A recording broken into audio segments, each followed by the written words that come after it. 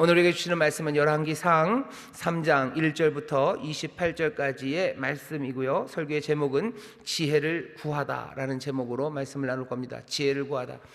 오늘 우리가 읽은 열왕기상 3장 말씀은요, 여러분들이 잘 아시는 말씀이요, 솔로몬 이야기입니다. 솔로몬이 유명한 건 지혜로 유명합니다. 이 땅에 있었던 어떤 사람들보다 지혜로운 사람이요, 전무후무하다고 그러죠. 전에도 없었고 그 후에도 없습니다. 그러니 어쩌면 솔로몬은 인류 역사상 가장 지혜로웠던 사람, 정말로 전설적인 지혜를 가졌던 사람이 솔로몬입니다. 그렇기 때문에 우리 믿음의 형제 자매들, 많은 성도들이요, 솔로몬의 지혜를 달라고 기도를 합니다. 솔로몬과 같은 지혜를 주시옵소서. 특별히 우리 자녀들을 위해서 기도할 때 그렇게들 많이들 기도하시죠. 다윗과 같은 용기를 주시고 솔로몬과 같은 지혜를 허락하여 주시사 우리 자녀들 하나님 앞에 정말로 아름답게 쓰임받는 자녀들 되게 해달라고, 우리가 특별히 자녀들을 위해서 기도할 때마다 솔로몬 같은 지혜를 달라고 기도하는 바로 그 솔로몬입니다. 특별히 솔로몬 같은 지혜를 달라고 기도할 때는 언제냐면 수능 앞두고 이 기도들 많이 합니다. 솔로몬 같은 지혜를. 근데 한번 오늘 말씀을 잘 읽어보면요, 솔로몬에게 주신 지혜, 아니 솔로몬이 구한 지혜는, 적어도 솔로몬이 구한 지혜는요, 그냥 머리가 빠릿빠릿하고 그래서 IQ가 높고 그런 식으로 머리가 좋고 지혜롭다는 걸 판단하는 기준들이 참 많은데요, 솔로몬이 생각했던 지혜 그리고 구했던 것은 듣는 마음입니다. 듣는 마음, 잘 듣고 판단할 수 있는 마음, 그 지혜를 달라고 솔로몬이 기도를 했었습니다. 오늘 이 3장의 말씀은요, 3장의 말씀은 지혜를 솔로몬이 구하는데 하나님께서 솔로몬에게 지혜, 솔로몬이 구했던 지혜만이 아니라 어쩌면 훨씬 더 많은 지혜를 주시고요, 다양한 지혜를 주셨고요, 지혜뿐만 아니라 부귀와 영화, 그리고 모든 평화, 적들의 생명, 무엇이든 왕으로서 필요한 것, 그리고 삶에 있어서 정말 있으면 좋고 사람들이 바라고 소망했던 모든 것들을 여호와 하나님께서 남김없이 아낌없이 솔로몬에게 내어 주신 이야기입니다. 그렇기 때문에 솔로몬은요, 정말로 평생 40년 동안 왕 위에 있으면서 한 번도 전쟁을 한 적이 없는 왕입니다. 솔로몬은 평화의 왕이에요. 평화, 아주 전쟁 없는 평화뿐만 아니라 부요함의 왕이죠.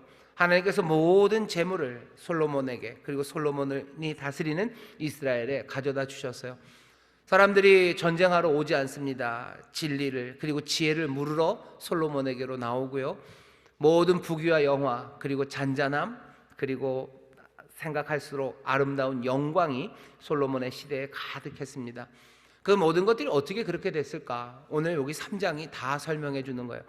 4장부터 9장까지 10장까지요, 솔로몬이 얼마나 많은 업적을 만들었는지를 쭉 설명합니다. 그 업적들을 읽다 보면 조금 이상한 것들이, 구석들이 여기저기 있긴 하지만 정말로 멋진 성전을 지어내고요, 물론 그 성전보다 더 큰 자기 궁전을 짓기도 합니다. 부요가, 그리고 강력한 권세가 솔로몬에게 가득합니다. 그게 4장부터 10장까지요. 어떻게 이런 어마어마한 복이 있었을까? 그 이유는 오늘 3장입니다. 몽땅 다 뭐예요? 몽땅 다 하나님 여호와께서 솔로몬에게 주신 거예요. 솔로몬이 잘 다스렸습니다. 하지만 잘 다스릴 수 있었던 것은 여호와 하나님께서 솔로몬에게 그 선물을 주셨기 때문입니다. 솔로몬과 함께 이스라엘이 부강해집니다. 왜 그렇습니까? 솔로몬이 잘 정치를 하고 외교를 잘했겠죠. 하지만 그 잘하는 정치와 외교는 몽땅 다 하나님의 선물입니다. 이스라엘에서 가장 찬란했던 시절, 어쩌면 인류 역사상 그렇게 행복했던 시절이 없을 만큼 아름다웠던 시절은 몽땅 다 하나님의 선물로 이스라엘과 그리고 솔로몬에게 주어졌던 겁니다. 오늘 3장은 그 얘기를 전하는 거예요. 이제 어마어마한 날들이 올 겁니다. 진짜 상상만 해도 좋은 시절이 앞에 이제 4장부터 나올 거예요. 그런데 그 앞에 도대체 이 일이 어떻게 이루어졌냐 하는 이야기를 우리에게 들려줍니다.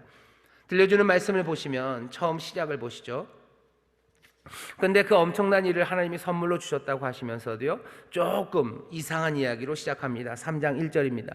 솔로몬이 애굽 왕 바로로 더불어 인연을 맺어 그 딸을 취하고 데려다가 다윗 성에 두고 자기의 궁과 여호와의 전과 예루살렘 주위의 성이 피력되기를 기다리니라. 아직 성전이 다 완성되지도 않았어요. 예루살렘 성이 다 완성되지도 않았습니다. 그런데 애굽의 왕 바로가요, 자기의 딸을 솔로몬에게 줍니다. 이 얘기는 무슨 얘기인지 여러분들 잘 상상해 보시면 상상이 돼요. 바로라는 왕, 애굽이 얼마나 강대합니까? 오래전서부터요, 어마어마한 나라가 애굽입니다. 애굽의 바로가 그 딸을 솔로몬에게 내어줍니다. 여기 딸 있으신 분들 있으셔요? 여러분들 딸이 있으신 분들, 딸을 어떤 남자에게 주고 싶으셔요? 좋은 남자에게 주고 싶으시죠? 뭐 별 볼 일 없는 사람에게 주고 싶은 마음 하나도 없습니다. 뭐 애굽의 바로도 뭐 비슷할 겁니다. 하지만 애굽의 왕 바로는 그냥 아버지로서의 마음만은 있는 것도 아니고요, 어쩌면 전 세계를 다스리는, 전 세계 최강국의, 어쩌면 신의 아들이라는 그 바로가 자기의 딸을 솔로몬이라는 아주 작은 그 팔레스타인에 있는 조그만 나라, 물론 다윗이 강대하게 만들었지만 애굽에 비하면 아무것도 아닙니다. 그 나라에 자기의 딸을 내어줍니다. 이 얘기는 바로가 보기 시작하는 거죠. 솔로몬의 가능성을 보는 거예요. 솔로몬이 거대한 나라를 만들었을 때 준 게 아닙니다. 아직 성이 그리고 성전이 다 지어지지도 않았는데 벌써 애굽의 왕 바로는 자기의 딸을 솔로몬에게 내어줍니다. 솔로몬이 얼마나 민첩하게 그리고 또 얼마나 높아진 국제적인 위상을 가졌는지 알아요. 시작할 때부터 벌써 세상이 알아볼 만큼요, 뭔가 눈에 확 띄는 그것이 솔로몬에게 있었습니다. 애굽 왕과 동맹을 맺습니다. 뭐 조금 이상하기는 해요. 왜 솔로몬이 애굽의 왕 바로와 결혼을 합니까? 이방 여자 아닙니까?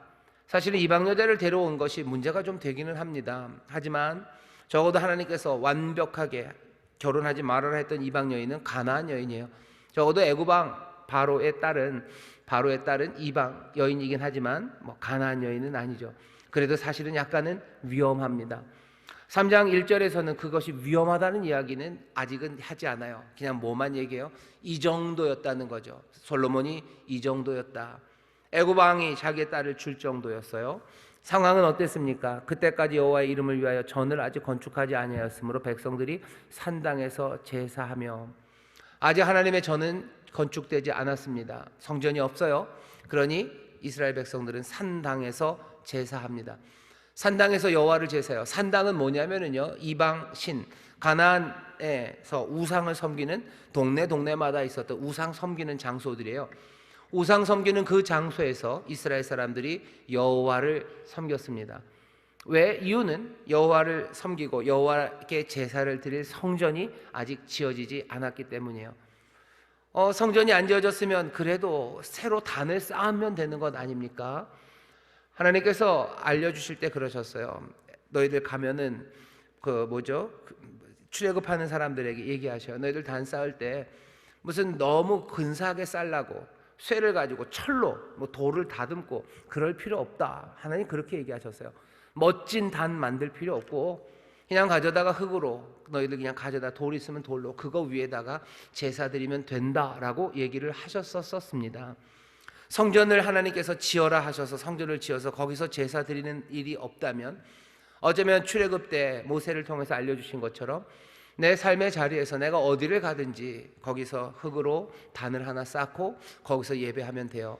근데 사람들이 좀 싫은 거죠. 왜냐하면 아무 데서나 하기가 싫은 거예요. 산당이 있는 곳은 뭐 상상이 가능합니다. 뭔가 이방 신들 우상 숭배하는 장소니까요, 아마 주변에 약간 물도 좀 흐를 거고요, 멋진 나무도 있을 거고, 여러분들 시골 같은 데 가보면 뭐 이렇게 주렁주렁 달려있고 앞에 돌 쌓여있고 뭐 사람들이 뭐 던져놓기도 하고 음식도 챙겨놓고 뭐 그런 데들 아실 거예요. 보통 그런 데 가면 황량한 데 그렇지 않습니다. 좀 멋진 나무가 있죠. 큰 나무, 그러면 조금 뭔가 괴기스럽기도 하지만 뭔가 좀 괜찮은 나무 있는 곳, 그 앞에 못들을 이렇게 차려놔요. 제가 어렸을 때 뭘 하다가 어떻게 설악산을 애들이랑 헤매고 다니다가 그렇게 멋진 나무가 있는, 그래서 이상하게 주렁주렁 뭐가 많이 매달린 그 앞에 사람들이 뭐 먹을 거 많이 차려놓은 아주 외딴 곳에서 그런 걸 발견했어요. 거기 있는 초코파이가 많길래 그 다 가져와서 먹었고요. 뒤에 가니까 돈도 좀 있더라고요. 아, 이 잡혀가나요 이거? 어쨌든 거기까지. 산당이라는 데가 좀 그런 데입니다. 경치 좋고 물도 좀 흐르고, 그죠? 무슨 제사를 지내려면은 뭐 짐승도 잡아야 되고 그러면 씻기도 해야 되니까 경치 좋은데 물 흐르고 나무도 있고 언덕도 있고 좀 그런데요. 뭔가 신과 만날 만한 장소. 그러니까 가나안에 있었던 사람들이 그런 자리마다 산당들을 만들어 놨죠. 하나님께서 그럴 필요 없다 얘기하셨어요. 너 있는 곳을 그냥 흙으로 만들어서 하나님 앞에 제사하면 되는데 사람들은 그걸로 좀 만족하기가 어려운 겁니다. 성전을 잘 지어놓고 하기도 쉽지만 그게 아니라면 어디를 가요? 산당으로 가는 겁니다. 산당으로 가서 예배하는 것에 대해서 여기 지금 있는 본문은 그렇게 뭐 막 잘못했다고 하지는 않으셔요. 왜? 이유를 주죠. 성전이 없기 때문에 약간은 양보하는 겁니다. 성전이 없으니 조금은 이해하겠다는 거죠. 산당이라는 곳이 뭐가 좀 사람들이 모일 만하고 좀 뭘 제사를 드릴 만한 그런 곳에서 사람들이 뭘 했대요? 여호와의 이름을 위하여 전을 아직 건축하지 않았으므로 백성들이 산당에서 제사하는데 당연히 여호와 앞에, 하나님 앞에 제사를 드렸겠죠. 근데 여러분들 문제가 생깁니다. 오늘 본문 아니지만 시간이 점점 지나가면서 사람들은 산당에서 제사했던 그 일이 처음에는 산당에서도 예배하지만 제사하지만 이건 이방신을 섬기는 게 아니야. 이건 정말로 여호와를 섬기는 거야. 어쩔 수 없이 성전이 없으니 여기서 하는 거야 라고 어쩔 수 없었다라고 하지만 시간이 점점 지나가면서요 사람들이 좀 생각이 바뀝니다. 나중에 성전이 생겨요. 하지만 성전까지 가기 싫죠. 산당도 괜찮아요. 꽤나 괜찮아요. 이제껏 그렇게 해왔어요. 그러니 에라 모르겠다. 그냥 여기서 드리자. 에라 모르겠다. 나중엔 어떻게 해야 돼요? 그냥 아싸요. 아싸. 여기가 더 재밌고 좋아요. 왜냐하면 예루살렘 성전에 가면 빡빡해요. 제사장이 하라는 대로 해야 되고 거기서 뭘 해야 되는 규칙도 많아요. 그리고 먼 길 가야 됩니다. 그러니 그럴 거 뭐 있어요? 산당에서 하던 대로 하면 되죠. 처음엔 어쩔 수 없어서 시작했어요. 그러다가 에이 모르겠다라고 주저앉았어요. 그리고 나선 아예 산당에서 예배하는 게 훨씬 더 재미집니다. 왜냐하면 여기서는 뭐죠? 이방 제사 드리는 여러 시스템들이 있어요. 그러니 이것저것 섞어서 할 수 있어요. 저기 예루살렘에 있는 성전도 뭔가 타락됐고 제사장들도 뭔가 잘못한 게 많지만 그래도 거기서는 하나님 앞에 드려지는 규정 따라갑니다. 하지만 여기는 아니에요. 우리 멋대로 마음대로 우리 좋은 대로 할 수 있어요. 그러니 훨씬 더 즐겁죠. 여호와를 섬긴다고 하고 여호와께 제사 지낸다고 하면서 제멋대로 이것저것 가져다가 섬길 수 있는 곳이 산당이 되어버린 겁니다. 예루살렘에 성전이 있었지만 결국은 예루살렘 성전이 무너질 때까지 북쪽 이스라엘은 물론이고 남쪽 유다에서도 산당에서 예배하는 그것을 없앨 수가 없었어요. 사람들은 핑계를 대죠. 거기서 말고 여기 이전에 와서 예배해라 라고 얘기하면 사람들이 핑계를 댑니다.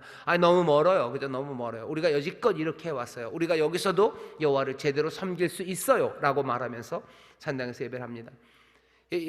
남쪽 유다의 마지막 왕 열왕기하에 보면 나오겠지만 결국은 요시아가 그 모든 산당을 없앱니다. 유다에는 모든 산당을 다 없애요. 요시아가 그 일을 하면서 얼마나 막 눈물로 하나님의 한 열심으로 그 산당을 하나하나 자기가 쫓아다니면서 다 없앴던 요시아입니다. 요시아가 그렇게 다 없앴어요. 하지만 열왕기하 보면 굉장히 슬픕니다. 하지만 너무 늦었어요. 하나님이 요시아 사랑합니다. 요시아는 정말 하나님의 뜻대로 살려고 애쓰고 애썼던 왕이에요. 그 모든 산당에서 예배 그것들을 없애기 위해서요 정말로 자기가 한 모든 힘을 쏟아부으며 하나님을 제대로 섬기려고 했었지만 슬픈 이야기죠. 하지만 너무 늦었어요. 하나님이 돌이키지 않으셔요. 그리고 요시아는 그냥 슬프게 무깃도에서 죽습니다. 무깃도라는 이름이 여러분들 잘 기억해 놓으세요. 무깃도예요. 미음, 기억, 디귿입니다. 요한계시록에 나오는 그 유명한 아마겟돈 할 때 마 미음이죠. 기억이죠. 돈 디귿이요. 무깃도 아마겟돈 거기서 죽어요. 사람들은 요시아를 슬퍼합니다. 산당이라는 것이 없애는 것이 얼마나 어려웠는지 열왕기 상하를 보면요 계속해서 후렴구처럼 나오는 거예요. 사람들은 계속해서 산당에서 예배한다. 사람들은 계속해서 산당에서 예배한다. 솔로몬이 성전을 지을 겁니다. 산당에서 예배하니 산당 말고 여기서 지으라고 예루살렘 성전에서 와서 예배하라고 성전을 지을 거예요. 근데 아이러니는 뭐냐면 결국은 온 이스라엘 땅에 산당이 자리 잡게 되고 산당이 뭔가 힘을 얻게 된 것은 솔로몬 때문입니다. 솔로몬이 이방 여인들을 데리고 와요. 그러면서 그 여인들이 여러 이방의 신들을 데리고 옵니다. 그 이방의 신들을 섬기기 위해서 예루살렘에서도 산당이, 신당이, 그러니 온 이스라엘 곳곳에 신당이 서기 시작합니다. 산당들이 서기 시작해요. 솔로몬 잘 보셔요. 솔로몬 지금 처음 시작에 3장, 이제 솔로몬이 다스리기 시작하는 거죠. 외교적으로 굉장히 유명한 왕이 되었어요. 그리고 어쩔 수 없이 산당은 여전히 있습니다. 솔로몬도 3절에 보시면요, 솔로몬이 여호와를 사랑하고 그 붙인 다윗의 법도를 행하되 오히려 산당에서 제사하며 분향하더라. 솔로몬도 어쩔 수 없어요. 산당에서 제사합니다. 그리고 이 산당의 이야기는 열왕기 상하 이스라엘 역사 전체 이야기에 쭉 퍼져갑니다. 솔로몬이 분명히 지혜로운 왕이고요, 하나님이 솔로몬을 사랑하십니다. 하지만 처음 시작, 그 시작이 어떻게 되었는지 잘 보셔요. 어쩔 수 없었다라는 이야기 하나님도 이해하십니다. 솔로몬 너 왜 산당에서 하냐 팍 하고 꺾어버리지 않으셔요. 하나님도 조금은 양보하셔요. 이해하셔요. 그래, 그럴 수 있지. 하지만 하나님께서 우리에게 이 열왕기 상하 말씀을 들려주시면서 알려주시는 것은 하나님이 당장에 우리 허리를 확 꺾지 않으셔도 우리가 어떤 위험에 지금 서 있는지 우리는 정신 바짝 차려야 됩니다. 하나님은 우리를 은혜로, 하나님은 우리의 연약함을 아셔서요, 조금은 그냥 기다려 주셔요. 하나님이 기다려 주신다고 하셔서 그것이 몽땅 다 좋고 올바른 길이냐? 그건 아닙니다. 산당에서 제사를 지낼 때마다 하나님이 하늘에서 막 불을 내려서 다 쓸어버리고 그러지 않으셨어요. 그러니 산당에서 그런 예배하는 걸 하나님이 기뻐하시냐? 그거는 아닙니다. 애매한 자리들이 있어요. 조금 회색 자리들입니다. 하나님이 나를 치지 않으시고 하나님이 여기에 극노하지 않으시니 이건 하나님이 인정해 주신 거다. 아니요, 그렇지는 않습니다. 솔로몬 처음 시절이 그렇게 시작이 되었어요. 산당은 여전합니다. 이해는 됩니다. 그러니 성전을 지을 거예요. 하지만 이것은 불씨처럼 남아 있습니다. 우리의 삶에서 하나님이 별 말씀이 없으셔서 그대로 가고 있는 것들, 그것들이 하나님이 인정해 주시고 하나님이 격려해 주시고 박수 치는 것이라고 생각하는 건 어리석습니다. 자, 이제 본격적으로 이야기가 시작됩니다. 4절입니다. 이에 왕이 제사하러 기브온으로 가니 거기는 산당이 큼이라. 솔로몬이 그 단에 1,000번제를 드렸더니, 우리가 잘 아는 1,000번제가 나왔습니다. 솔로몬이 기브온으로 가요. 왜 기브온으로 갑니까? 거기 산당이 커요. 큰 산당이 있어요. 역대하에 보면 죄송합니다. 역대하에 보면 왜 기브온으로 갔는지를 산당이 크다는 말로만 설명하진 않습니다. 거기에 모세가 만든 회막이 있어요. 그 성막이 기브온에 있었고요. 그리고 붓살레, 그 회막을, 성막을 만들 때 있었던 그 성령 충만했던 기술자죠, 하라시죠. 그 붓살렐이 만들었던 노수로 된 놋단이 기브온에 있었습니다. 그러니 기브온 그곳에 산당이라고 하지만 모세가 만든 성막, 그 천막이 거기 있었고요, 단이 거기 있었으니 어쩌면 하나님 앞에 제대로 제사 드릴 수 있는 곳일 수 있어요. 그런데도 기브온의 산당이라고 부릅니다. 왜냐하면 아주 슬프게도 사람들은 모세가 만들었던 그 성막과 그리고 붓살렐이 만들었던 그 놋단을 그냥 그 산당의 일부처럼 여기서 해도 된다고 생각하고 차려놓고 거기서 하나님 앞에 제사를 드렸던 것 같습니다. 언약궤는 어디에 있어요? 언약궤는 다윗이 시온성 예루살렘으로 이미 가져왔어요. 그 예루살렘 시온성에다가 정말로 하나님만을 예배하는 그런 자리를 마련해 놓으면 좋았을 텐데 이상하죠. 기본이 멀지도 않아요. 예루살렘에서 11km 정도, 뭐 조금 떨어진 곳입니다. 그 11km가 그렇게 가깝진 않겠지만 그래도 한 11km 정도 떨어진 곳, 한 30리쯤 떨어졌을까요? 그 정도 떨어진 곳에 있는 큰 산당에 솔로몬이 가서 예배를 해요. 이상하죠. 참 이상하다. 여기 모세가 만든 성막도 있고 붓살레를 만든 놋단도 있고 언약궤가 지금 예루살렘에 있으면 그것들 가져다가 거기서 여호와를 위해서 하나님 앞에만 예배드리고 제사드릴 뭔가를 마련해 놓는 것, 그것도 괜찮을 텐데 사람들은 그 일을 안 해요. 산당으로, 기브온 그곳으로 갑니다. 뿌리 박혀 있고 사람들이 하고 있는 일들을 다 뒤집어내는 것은 그렇게 어려운 일입니다. 세상이 하는 일들 그거 따라가기가 참 쉬워요. 늘 그렇게 해왔어요. 그러니 그거 따라갑시다. 뭐 그런다고 큰 문제 있겠습니까? 라는 말에 그거 아니다, 그거 아니다. 이 모든 것들을 다 뒤집고 하나님 기뻐하시는 거 해야지, 왜 우리가 그래야 되냐 라고 말하고 그렇게 실천하는 게 얼마나 어려운지 우리가 볼 수 있습니다. 다윗 때도 언약궤는 시온성으로 가져왔어요. 시온성으로 언약궤가 가져올 때 다윗이 춤추고 난리가 났었죠. 근데 이 성막과 이 단은 왜 여기 기브온에 그대로 놔둔 겁니까? 사람들이 그냥 기브온에서 예배했기 때문이에요. 거기서 그 산당 앞에서 사람들이 모였기 때문이에요. 그게 그냥 괜찮다고 생각했기 때문에 그것들까지 가져오는 거, 그건 상상도 못했어요. 언약궤는 블레셋 겉땅에 있었으니 가져오고 뭐 좀 어떻게 해보려고 애를 썼지만 나머지 것들은 제대로 갖춰내지 못했습니다. 솔로몬이 기브온으로 가요. 솔로몬도 기브온 산당으로 갑니다. 그리고 거기서 일천 번제를 드립니다. 사람들은 이 일천 번제가 꼭 1000일 동안, 그러니까 근 3년이 될 매일매일 한 번씩 1000번의 제사를 매일 드렸다라고 해석하기도 하지만, 여기 있는 이 말씀 가지고 그 상황을 그릴 수는 없어요. 하루에 한 번씩 번제를 1000번을 드려서 1000번제를 드렸다, 그렇게 얘기 안 할 수 있는 여러 가지 가능성이 있습니다. 뭐냐면 하루에도 번제를 여러 번 드릴 수 있죠. 여러 번 드릴 수 있어요. 뿐만 아니라 여기 일천 번제라고 했을 때 그 번제는 번제물이라는 뜻이에요. 그러니 뭐 소를 아니면 번제 드릴 것을 1000마리를 한 번에 드릴 수도 있어요. 근데 그건 너무 무리하죠. 어떻게 한 번에 1000마리를 드립니까? 그건 안 될 거예요. 한 번에 드릴 때마다 여러 마리를 드릴 수도 있어요.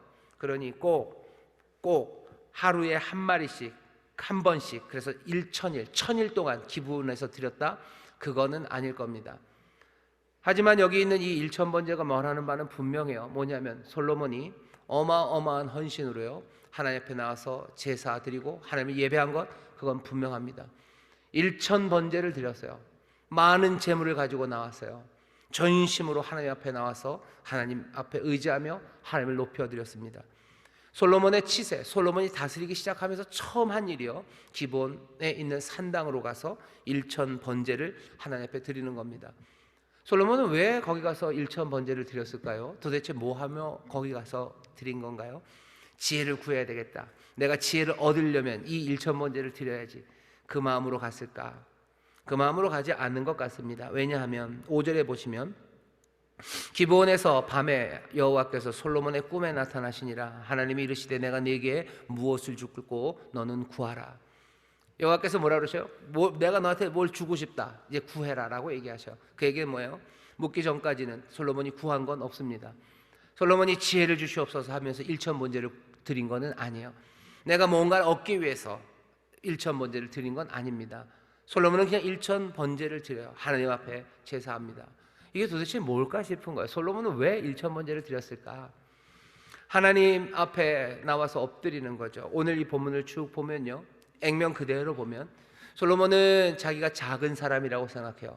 난 작은 사람이야. 내 아버지 다윗은 위대합니다. 내가 봐도 위대해요. 얼만큼 위대하냐면 해놓은 업적도 위대할 뿐만 아니라 정말로 주님 앞에서 주와 함께 주님만을 섬겼던 내 아버지 다윗은 주의 종이에요. 나는 부족해요. 어떻게 부족해요? 나는 아버지 다윗 같은 업적을 마련할 만한 능력도 없는 것 같고요, 게다가 어쩌면 내 아버지 다윗처럼 그렇게 주와 함께 주님만을 섬기며 살아갈 그 삶을 살아낼 것 같지도 않은 거예요. 그러니 내가 할 수 있는 일이 아무것도 없어요. 다윗의 아들 솔로몬은 여기 하나님 앞에 나와서 그냥 엎드려 있는 겁니다.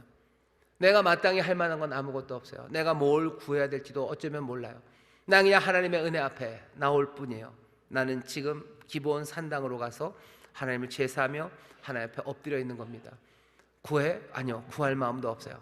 아무것도 몰라요. 하지만 나는 그 앞에, 하나님 앞에, 그 앞에 나가겠다고 지금 나와 있는 솔로몬입니다.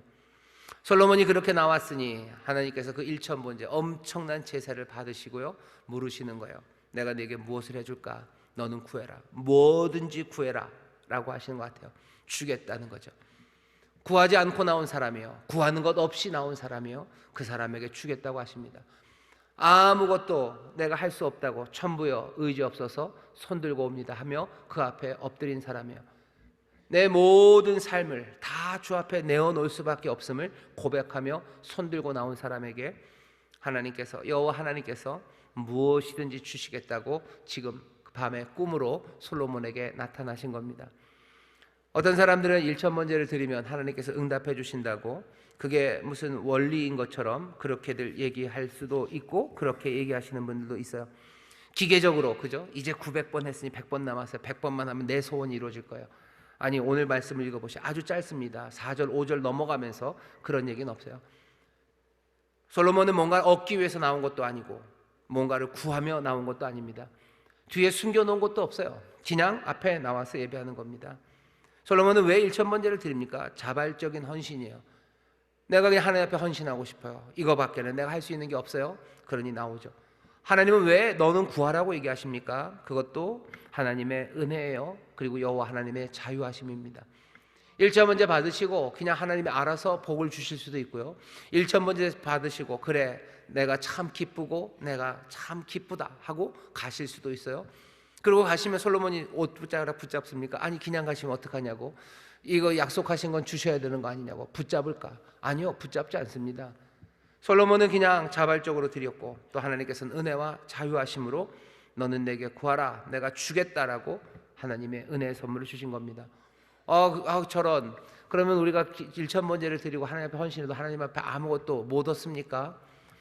여러분들 하나님 앞에 나올 때, 우리가 하나님 앞에 나올 때 무엇을 얻으러 나오는 건 아닙니다. 구하라고 그러지 않았습니까? 예, 구하셔요. 구하십시오. 하지만 내가 일천번제를 드렸기 때문에 내가 얻는 거, 그건 아닙니다.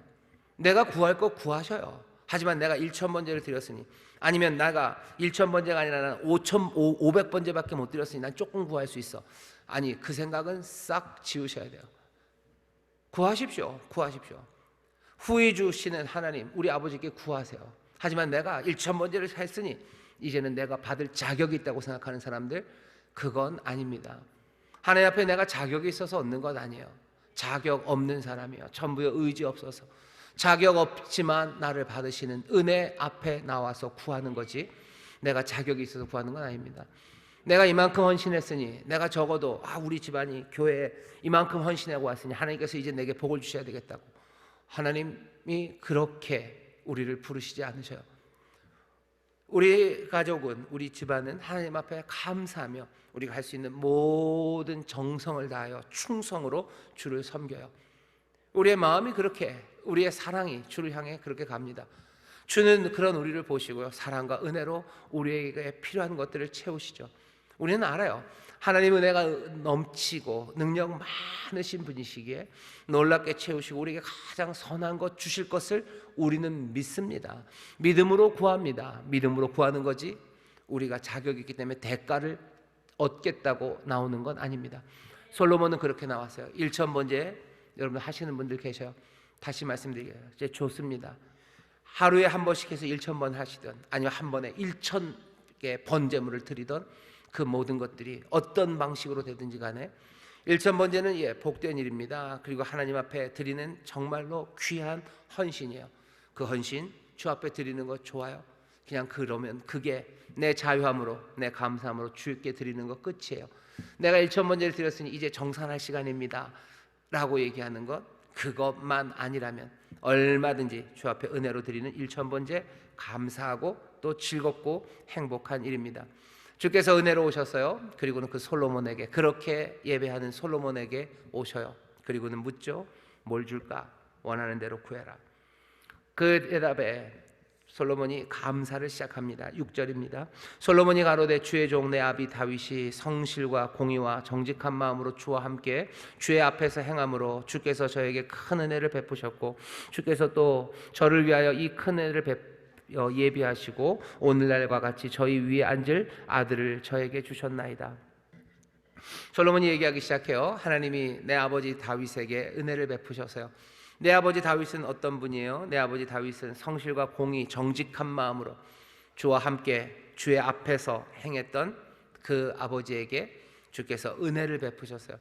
다윗에게 베푸신 크신 은혜 중에서도 크신 은혜는 다윗의 아들이 다윗의 왕 위에 앉아서 계속해서 다스리게 하는 것, 하나님의 은혜예요. 솔로몬이 그 얘기를 합니다. 하나님께서 은혜를 베푸셨어요. 내 아버지에게 은혜를 베푸셨어요. 그리고 나서 얘기합니다. 감사한 후에 지혜를 구합니다. 내게 지혜를 달래요. 지혜를 구하는 이유는 두 가지입니다. 하나는 내가 부족하기 때문이에요. 나는 부족합니다. 그러니 나에게 지혜가 필요합니다. 솔로몬은 뭐라고 얘기하냐면요, 나의 하나님 여호와라고 얘기해요. 7절입니다. 나의 하나님 여호와여, 주께서 종으로 종의 아비 다윗을 대신하여 왕이 되게 하셨사오나 종은 작은 아이라 출입할 줄을 알지 못하고. 나는 작은 아이예요. 출입할 줄을 모릅니다. 들어오고 나가고 할 줄 몰라요. 들어오고 나가고는 전쟁에 나가는 이야기입니다. 전쟁에 나가는 것도, 전쟁에서 들어오는 것도 몰라요. 내 아버지 다윗은 얼마나 잘 싸웠습니까? 내 아버지 다윗은 늘 나가고 늘 들어왔어요. 하지만 나는 나갈 줄도 모르고 들어올 줄도 몰라요. 나는 작아요. 나는 능력이 없고 나는 부족합니다. 지혜를 구하는 이유, 왜 그래요? 내가 연약하고 부족하기 때문입니다. 솔로몬은 그걸 알아요. 나의 하나님 여호와여, 나의 하나님 여호와여, 나는 출입할 줄 모르는 작은 사람, 나는 작은 아이입니다. 겸손한 사람입니다. 겸손하니 지혜를 구합니다. 우리가 하나님 앞에 구할 때 어쩌면 이 패턴을 그대로 따라간다면요, 우리는 겸손함으로 구하는가? 내게 비어있는 것, 그거 구하시는 게 맞아요. 내가 있는 것에 더 넘치도록, 어쩌면 내 욕심 채우기 위해서 남들 앞에 내가 자랑하기, 아니 내게 비어있는 것을 구하십시오. 내게 비어있는 것 구하셔요. 내 통장에 지금 뭐 30억이 있는데 하나님 적어도 한 뭐 1조쯤은 돼야 되지 않겠습니까? 그런 거 말고 내가 하나님 앞에서 내게 맡겨주신 삶, 내게 주신 사명, 그거 감당하는 데 있어서 내게 비어있는 것들이 있습니다. 그것들 구하셔요. 그것들 구하셔요. 이렇게 영상으로 보시는 분들은 버퍼링인 줄 알겠네요. 저도 뭘 구하면 됩니까? 저는 다른 거 구할 것 없어요. 그죠? 제가 뭐 갑자기 키가 크게 커지는 게 좀 구할 건가요? 다른 거 구할 것 없어요. 제게 맡겨주신 사명, 제게 주신 자리들, 그 자리에서 제게 부족한 것들, 그거 구하시면 돼요. 부족한 것들 구하셔요. 그럼 후히 주시고 넘치도록 주십니다. 어쩌면 부족한 그 자리가 내게 하나님으로부터 더 크신 은혜를 얻을 수 있는 자리예요. 그 자리가 내게 건강이 필요한 이유가 남들 앞에서 자랑하려고 그러는 거예요. 여러분들 뭐 이번 여름에 어디 가서 옷 훌렁 벗어 던지려고 여러분들 건강을 달라고 지금 기도하시는 거 아니잖아요. 내가 엄마로서 내 자녀들 감당하기 위해서, 내가 구역장으로서 감당하기 위해서, 내가 일하는 일터에서 정말로 하나님의 일 제대로 감당하기 위해서, 하나님 내가 이렇게 봄이라고 계속 지치면 안 됩니다. 아침에 일어나는 게 이렇게 힘들면 어떡합니까? 주님 나에게 활기를 주시고 힘을 주시고 건강 달라고, 여러분 그래서 기도하는 거예요. 지혜 달라고 기도하시는 거. 하나님 내가 좀 똑똑해졌으면 좋겠다고 기도하셔요. 하나님 내가 이렇게 자꾸 깜빡깜빡 까먹으면 이러면 안 됩니다. 하나님 내가 말씀도 전해야 되는데 말씀 전하다가 깜빡깜빡 까먹으면 어떡합니까? 하나님 나에게 지혜를 주시고 맑은 정신 주셔요 라고 기도하시는 거예요. 하나님 내가 돌봐야 되는 사람들이 있습니다. 하나님 내가 돌봐야 되는데 내게 있는 것, 내가 두 벌 옷 있으면 내가 한 벌 나눠주고 싶고, 정말로 한 벌 옷도 없는 사람이 있는데 내게 그래도 옷이 두 벌은 있어야 되는 것 아닙니까? 내게 이 한 벌 옷밖에 없는 내 삶에 하나님 두 벌 옷 주셔서 내 이 옷 없는 사람에게 옷 주시기를, 옷 주는 일 내가 그거 하기 원합니다. 내게 비어있는 것 채워달라고. 솔로몬이 지혜를 구하는 건 내가 정말 똘똘해져서 무슨 신문에 나오고 대단한 사람 한번 돼보겠다고 지금 그래서 구하는 것 아니야. 겸손하게 내게 필요한 것, 내가 정말로 감당해야 되지만 내게 부족한 것, 그것들 구하는 겁니다. 하나님의 마음에 합한 기도예요. 하나님의 마음에 합합니다. 오, 얘 봐라. 욕심으로 구하는 것 아니에요. 자기 잘나서 구하는 것 아니에요. 하나님의 마음을 우리가 어떻게 압니까? 우리는 하나님의 마음을 어떻게 압니까? 하나님을 아는 사람 아무도 없어요. 하지만 그 품에 계신 독생하신 하나님이 우리에게 하나님이 어떤 분인지 알려주셔서요. 예수님이 어떤 기도를 하시고 무엇을 구하셨나 보셔요. 예수님 구하십니까? 예수님 구하십니다. 우리에게도 구하라고 하시고 예수님 구하셔요. 예수님 뭘 구했나 보셔요. 이 땅에서 하나님의 아들 구원자 예수 그리스도, 그 놀라우신 사명 감당하러 오셔서요, 여기서 해야 되는 일들, 여기서 채워져야 되는 그 일들 구하며 기도하셔서요. 오병이어 생각해 보세요. 오병이어 때 예수님께서 하나님의 아들이고 능력이 많으니 보리떡 5개 물고기 2마리 왔을 때 팍 그냥 한번 손바닥 탕 튕기면 이게 쫙 펼쳐지고, 뭐 갑자기 와서 뭐 사람들이 막 이렇게 뭐죠? 섬기면서 맛있는 김이 모락모락 나는 무슨 닭고기 이런 거 막 나오고 그렇게 하지 않으셨죠. 하나님의 아들이신 예수 그리스도 어떻게 하셔요? 떡을 취하셨어요. 생선을 취하셨어요.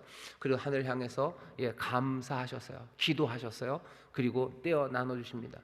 무슨 기도하셨을 것 같으세요? 그냥 쇼하신 거예요? 받은 다음에 한번 멋지게 하늘 향해서 폼 한번 잡고 그 다음에 훅 나눠주신 건가? 하늘 향해서 감사하셨다고 되어 있어요. 감사했어요. 감사하며 뭐 기도하셨겠습니까? 이 떡이, 이 물고기 얼마 되지 않으나 하나님, 이것 하나님이 주신 은혜 감사해요. 이것으로 여기 있는 이 모든 사람 먹게 하여 주옵소서라고 뭐요? 기도하신 거예요. 기도하셨죠. 기도하시고 구하십니다. 그리고 그 구한 대로 받으셔요. 우리도 하나님 앞에 구합니다. 우리는 뭘 구합니까? 겸손하게 하나님 앞에 우리의 필요한 것, 그것들을 구하는 여러분 되시기를 주의 이름으로 축원합니다. 솔로몬은 지혜를 구해요. 왜? 자기의 부족함을 알고 그것들이 필요하다는 걸 알기 때문이에요. 또 하나, 왜 지혜를 구합니까? 솔로몬이 지혜를 구하는 이유는요. 지혜를 구하는 이유는 자기의 사명이 특별함을 알기 때문입니다. 솔로몬이 계속해서 하는 말은요, 주의 백성이래요. 9절입니다. 누가 주의 이 많은 백성을 재판할 수 있사오리까? 지혜로운 마음을 종에게 주사 주의 백성을 재판하여 선악을 분별하게 하옵소서. 이 사람들은요, 이 백성들은 내 백성 아니요. 이 백성들은 누구예요? 주의 백성이요. 모세가 했던 이야기 기억하십니까? 모세가 계속해서 여호와 앞에서 이 사람들은 당신 여호와의 백성, 주의 백성이라고. 여호와께서는 모세에게 아니 이건 내 백성 아니라 네 백성이라고 반역하는 그 사람들을 놓고서 모세와 여호와께서 하나님이 막 서로 떠미는 거죠. 이건 네 백성이야, 네 백성이야 했던 이야기. 솔로몬은 뭐라고 얘기해요? 이 백성은 내 백성 아닙니다. 이 백성은 주의 백성이에요. 이 사람들 주의 백성이니 어떻게 해야 돼요? 이 사람들 안에 선악이 올바로 판결돼야 돼요. 엉망이 될 수 없어요. 엉망이 될 수 없어요. 이건 주의 백성. 내가 주의 백성들을 어떻게 다스립니까? 이 사람들 주의 백성에게 정말로 참된 의가 서게 하기 위해서는 내 능력 갖고는 안 됩니다. 더욱더 큰 지혜가 필요한 거죠. 우리가 열왕기상 2장을 봐도요, 2장까지 오늘 본문 전에 봐도 솔로몬이 그렇게 막 무식하고 아주 머리 나쁘고 그냥 멍하고 그런 사람이 아닌 것 압니다. 멍한 사람은 우리가 봤어요. 학기세 아들 아도니아, 아도니아 정도 되면 멍합니다. 그죠? 이게 왕이 어떻게 되는지도 모르고 어떻게 하면 왕이 될 건지도 모르고 누구를 편을 데리고 와야 되는지도 모르고 그냥 아무것도 몰랐던 아도니아와는 솔로몬은 달라요. 아도니아보다 훨씬 더 어리지만 똘똘한 사람입니다. 그런데도 불구하고 내가 갖고 있는 지혜, 이것으로는 택도 없어요. 왜? 내가 다스리는 백성은 이건 그냥 아버지가 나한테 물려준 이 나라가 아니에요. 이 나라는 하나님의 나라예요. 이 백성은 주의 백성입니다. 그러니 여기에서 이루어져야 되는 것은요, 내 능력으로 이루어지면 안 돼요. 이건 주의 능력으로 정말로 주의 영광이 나타나야 될 그 나라와 그 백성임을 누가? 이 솔로몬은 분명히 아는 겁니다. 그러니 내 똘똘한 갖고는 어림도 없어요. 어림도 없어요. 그러니 구하는 거죠. 우리도 솔로몬처럼요, 우리가 가진 사명이 있습니다.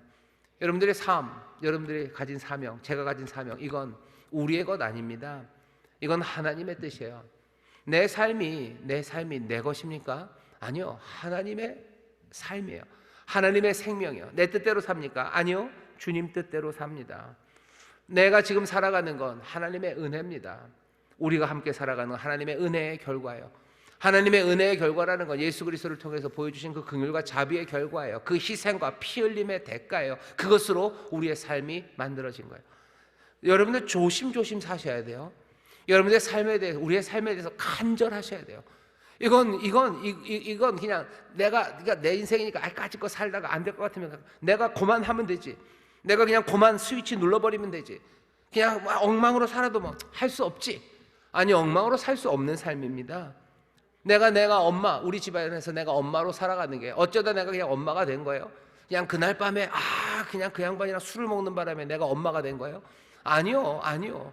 하나님께서 내게 엄마의 사명을 주셨다고 믿는 사람이 있어요. 그러면 내 자녀를 향해서 내가 해야 되는 그 일들, 그 사명은요, 그냥 내가 하는 데까지 해보고 끝낼 일이 아니에요. 왜? 내 자녀는 내 것이 아니기 때문에 그래요. 내가 엄마라는 게 내가 된 게 아니라, 누군가 때문에 된 게 아니라, 내가 여기 있는 이 자리가 주께서 나를 인도하시고 주의 뜻이 내 삶에 있는 것이라면, 내가 엄마의 사명 감당하는 건요, 이건 조심조심 간절함으로 해야 하는 일입니다.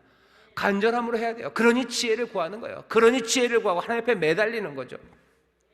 목사도 마찬가지입니다. 그냥 어쩌다 목사가 된 거예요? 아니요. 목사가 돼서 양들이라고 말하는 성도들에게 말씀을 전해요. 그냥 뭐 내가 아는 것까지만 해서 그냥 전하면 되겠다. 아니요, 그럴 수 없어요. 지금 여기는 하나님의 나라, 하나님의 영광이, 그리고 우리 주님께서 우리에게 뜻하신 바를 이루어야 되는, 어쩌면 그렇게 귀하고 고결하고 위대한 일들이 지금 여기서 이루어지는데, 그게 내 힘과 내 능력으로 되지 않는 걸 알아요. 그러니 간절함으로 주 앞에 무릎 꿇고 주 앞에 구하는 겁니다. 하나님의 뜻이에요. 그리고 하나님의 은혜입니다. 어떤 사람들은 하나님의 뜻이니까 뭐 이루어지겠지, 하나님의 은혜로 하신 일이니까 하나님의 은혜로 알아서 하시겠지, 삶과 사명을 대강 설렁설렁 살아가려는 사람들이 있어요. 그러면서 그게 믿음이래죠. 나는 믿음이, 저 양반 믿음이 좋아, 이건 하나님의 뜻이니까 이루어진다는 믿음이 있네. 그러면서 대강 설렁설렁 살아가는 사람들이 믿음이 좋은 사람입니까? 아니요, 그건 믿음이 좋은 사람 아닙니다. 좋은 믿음, 선한 믿음은 하나님의 자녀의 믿음이에요. 선한 믿음, 좋은 믿음은요, 예수님에게서 발견되는 믿음입니다. 예수님 어떻게 사셨나 보시면 돼요. 예수님만큼 하나님의 은혜를 신뢰하는 분이 계셨겠습니까? 예수님만큼 아버지의 뜻이 이루어질 것을 분명히 믿으시는 분 누가 있었겠어요? 예수님 분명히 믿으셨어요. 그러니 믿었으니, 하나님의 뜻이 이루어질 걸 믿으니 대강 설렁설렁 그렇게 살아갑니까? 어차피 하나님, 내 아버지가 이 인류를 구원하실 거예요. 그러니 소풍 가듯 설렁설렁 그 갈보리를 그냥 설렁설렁 올라가십니까? 주머니에다 손 넣고 그냥 그렇게 살아갑니까? 어차피 하나님의 뜻이 이루어질 거니까. 아니요, 주께서는 땀방울이 핏방울이 될 때까지 기도하셨어요. 온 채찍에 매를 한 대 한 대 꼬박꼬박 맞으시고요, 해야 되는 말 한마디 한마디를 꼬박꼬박 하시면서 정말로 성령의 도우심으로 한 걸음 한 걸음 성실하게 간절함으로 그 삶을 살아가셨어요.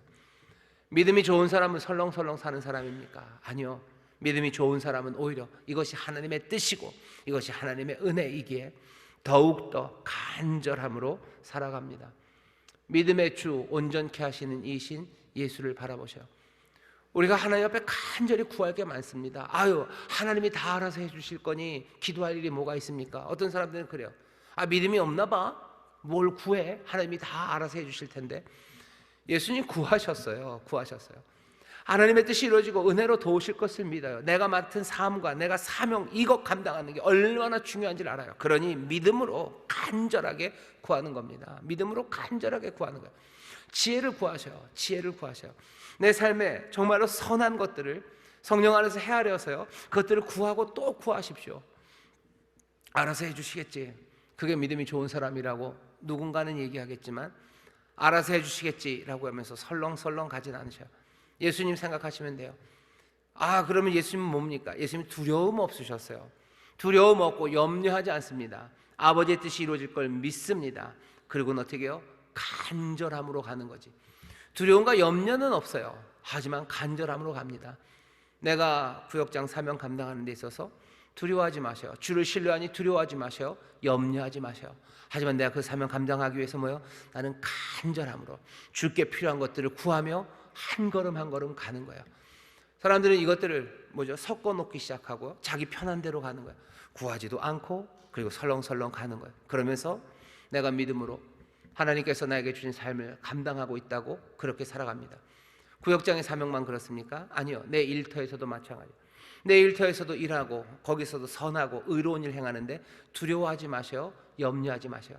하지만 정말로 선하고 의로운 일 성실하게 살아가기 위해서요, 내 연약함을 주 앞에 구하며 도우심을 구하셔요. 이건 하나님이 맡겨주신 삶이요, 이건 하나님이 나를 부르신 자리이니 내게 필요한 것 이것 주옵소서 간절함으로 기도하며 나가십시오. 내 가정에서도 마찬가지예요. 두려움과 염려는 버리셔요. 하지만 우리에게 간절함은 있습니다. 사모하고 또 사모하며 선한 것을 향해서 나가는 솔로몬에게 하나님이 그것을 기뻐 보셨어요. 자기의 부족함을 인정하면서 하나님의 나라, 하나님의 뜻을 이루기 위해서 자기의 필요한 지혜를 구하는 솔로몬에게 하나님이 기분이 너무 좋으셨어요. 그래, 이렇게만 하면 된다요. 이렇게만 하면 된다. 나중에 이 얘기 더 할 겁니다. 하지만 솔로몬이 끝에 가면 이렇게만 하면 되었는데 계속해서 이렇게 하지는 못합니다. 하나님의 처음을 보시면 나중을 보시는 분 아닙니까? 그때도 솔로몬이 그렇게 될 줄 알고 여기서 어떻게 하셨어야 되는 것 아닙니까? 적어도 여기 열왕기상 역사 안에서 살아가는 우리에게는요, 하나님이 조금은 액면으로 대하시는 것 같으셔요. 솔로몬이 그렇게 대답할 때, 솔로몬이 그렇게 자기의 마음을 내어 보였을 때 하나님 그 마음을 기뻐하십니다. 그리고 어떻게 하셔? 몽땅 다 부으셔. 예수님도 그런 얘기 하시죠. 먼저 그의 나라와 그의 의를 구해라. 그리하면 이 모든 것을 하늘아버지가 너희에게 더하실 거다 하셨던 그 말씀 그대로 지혜를 구하는, 재판할 수 있는 듣는 마음을 구하는 솔로몬에게 여호와께서 응답하시는데, 네가 이거 구한 거 너무너무 좋다라고 얘기하시는 거예요. 네가 다른 왕들이 구하는 부귀, 영화, 전쟁에서의 승리 그런 거 구하지 않고 정말로 듣는 마음으로 재판 잘해서 제대로 잘 판단해서 이 주의 백성, 내 백성 가운데 어려움이 없게 하는 거, 그것 하나 하겠다고 하니 솔로몬이 구한 건 작은 거예요. 그 안에, 그 나라 안에서 재판이 잘 이루어진다고 해서 뭐 나라가 어떻게 됩니까? 아닐 수 있죠. 강대한 나라가 와서 그냥 짓밟아 버리면 밟히는 겁니다. 이 나라 안에서 재판이 잘 이루어져도 흉년이 오고 그리고 여러 가지 기근과 가뭄이 오면요, 그냥 이 나라 가난해질 수도 있는 거예요. 그런데도 불구하고 솔로몬은 그냥 그만큼, 나는 전쟁 같은 거 모르고 내가 할 수 있는 일은 이것뿐인 것 같아요. 그냥 내가 사람들 잘 판단해서요, 여기 사람들 가운데 억울함 없게 하겠어요. 내가 이 일에도 부족함을 압니다.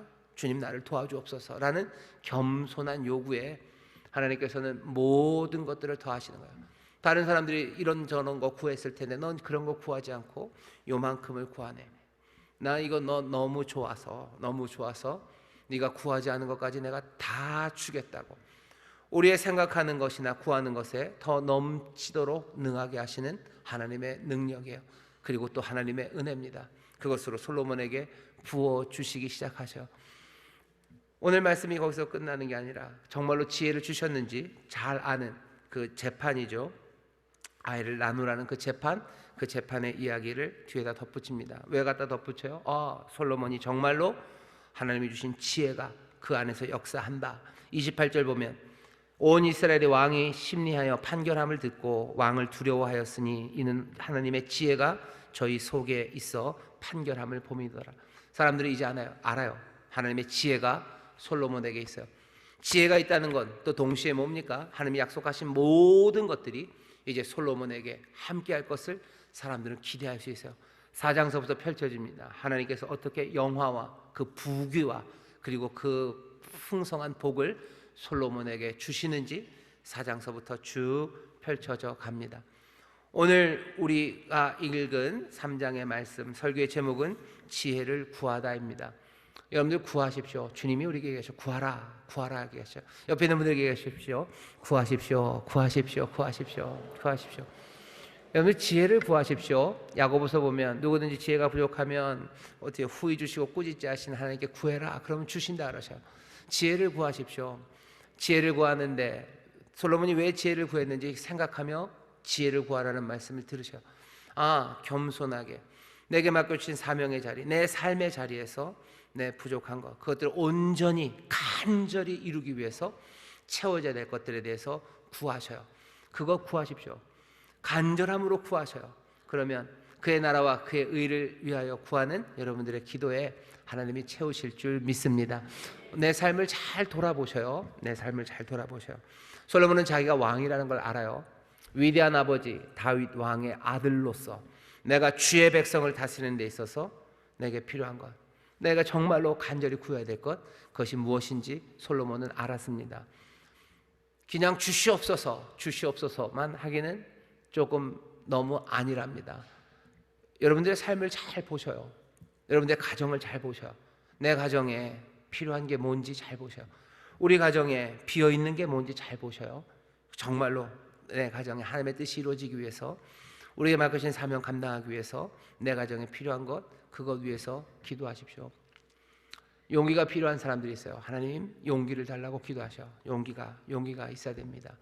하나님, 내가 정말로 몸이 아파서 힘들고 연약해서 안 되겠습니다. 여러분들 구하셔요. 건강은 아니고 그냥 무슨 용기, 무슨 선함 뭐 이런 것만 구하는 것 아닙니까? 아니요, 무엇이든지 구하라고 하셨어요. 무엇이든지 구해라. 하나님 안에서 구할 때 여러분들 자녀들을 위해서 구하십시오. 그리고 여러분들 남편들을 위해서 구하시고, 여러분들의 건강, 그게 비어서 채워져야 합니까? 물질의 문제입니까? 아니면 악한 자들이 나를 묶고 있는 흉악한 결박이 그것이 문제입니까?